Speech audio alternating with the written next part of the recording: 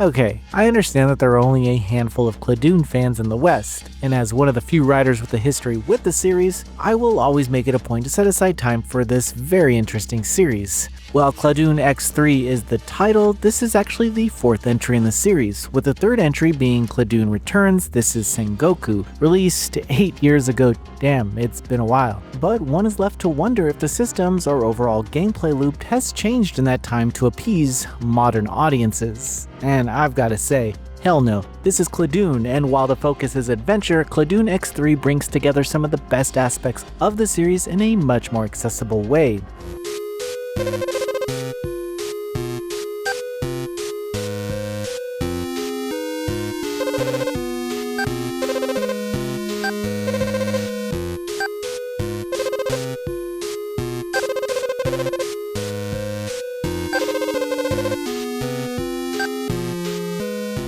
Cladun X3 opens with the player character waking up in the land of Arcanus Cella. You've been summoned to participate in a death game as a villain, pitted against other villains. Unlike This is Sengoku, Cladun X3's narrative is one of its best features. The story reflects the region's past along with a handful of characters who range from secret heroes to wandering swordsmen, each of whom is depicted throughout the adventure through these short humorous skits. It's an element of the game that has no right being this entertaining, and yet unlocking new skits became just as important to me as clearing the dungeons. While fast travel will likely be your main means of walking around Arcanus, heading into various areas and talking to NPCs is an excellent way to pass the time between dungeon clears. The characters are just simply charming, and the writing doesn't hesitate to poke fun at the hypocrisy of this death game or what you're doing at any given time. There are a few moments of this narrative that could possibly be spoiled, but I'll just say the narrative itself is a significant step up from the previous entries. Now, to progress the game, you need to clear dungeons. Dungeons in Cladun are not procedurally generated. They are instead individually designed floors that usually take up to 1 to 2 minutes to complete. Unlike the previous entry, EX dungeons are no longer unlocked after a clear. Instead, you just move on to the next floor to push the narrative forward. There are ways to use Disgaea-like systems to create new dungeons with different difficulty levels, but I would suggest focusing on story dungeons before tackling the tougher areas. I really enjoyed this flow better because it eliminates confusion and prevents frustrating level spikes that block progression early on. Accessibility seems to be this game's main focus. If you're curious about combat nuances or customization, you'll find plenty of characters ready to give some tips. The game also points you directly to who you should talk to for more information if that's what you're looking for. Cladun still requires a time investment, but after about 5 hours you'll have a solid idea of how to get the most out of these systems. It may look overwhelming at first, but the ease at which Cladun X3 introduces mechanics through normal play is pretty impressive. The dungeons themselves resemble what we've seen before. They're filled with traps, switches, and enemies. I was a little disappointed to see so many returning enemies from This is Sengoku, but for the players who are discovering the series for the first time, this won't actually matter. For me, already knowing how to fight these enemies removed some of the early challenge. Thankfully, new enemy types and bosses eventually add variety, and success in any run relies heavily on your party and magic circle setup. While you may appear alone in dungeons, you are actually supported by characters through this magic circle. The system returns from the previous games in what I think is the most creative form. You unlock different magic circle layouts by leveling and using characters, and some might even be tied to job classes. As your party's mana pool grows, you can place them in specific areas of the circle.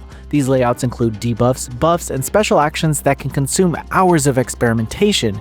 Early on, you can get by without diving in too deep to this, but eventually you'll wish for more attack power or elemental skills, and the magic circle will be there waiting for you. As you explore, you can see which character is essentially your shield, along with any buffs in play. You're also encouraged to switch your main character to improve stats, since the lead role in a dungeon only levels up specific attributes. Job classes are chosen at the beginning of the game, which is just a sample of the level of customization that this game offers. The chosen class acts like an early difficulty setting, similar to like picking Bulbasaur as a starter Pokemon or something. Eventually, you'll create a well-rounded party regardless of the character you chose at the beginning. Character editing can be as deep as you want, but I usually stick with the default designs because I just don't really care. This doesn't take away from the fun, though I did enjoy customizing the dialogue of my party members used around town. You can also edit the town and weapons, giving you plenty of creative outlets that I don't have. Job classes themselves not only affect difficulty, but also come with unique animations and attacks. Depending on your style, a wizard might be a better fit than a warrior, but with customization you can either balance weaknesses or lean more into specialized builds. For efficiency and to get through the game before embargo, I went with the warrior class. And while there are still many tough moments, especially against bosses with puzzle-like mechanics, the difficulty was balanced across all areas, with extra secrets in the dungeons that you can return to later on for tougher battles. Each dungeon is overflowing with items. This can be the most overwhelming aspect because after clearing a floor, you're shown everything you picked up.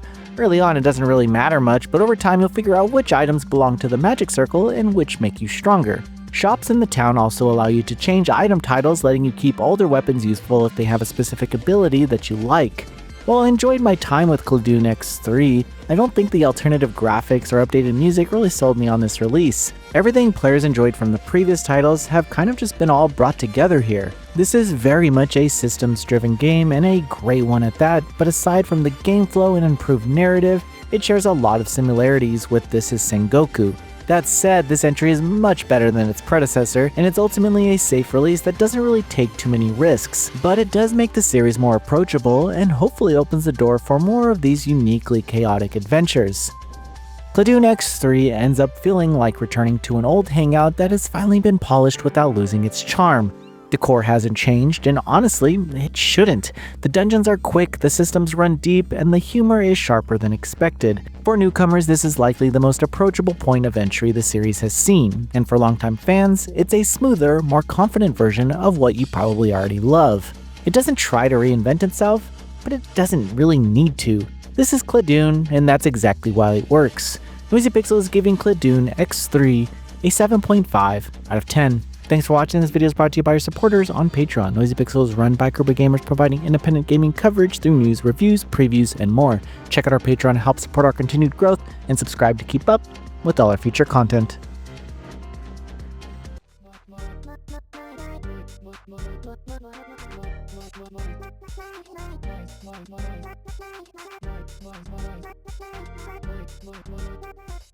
Noisy Pixel.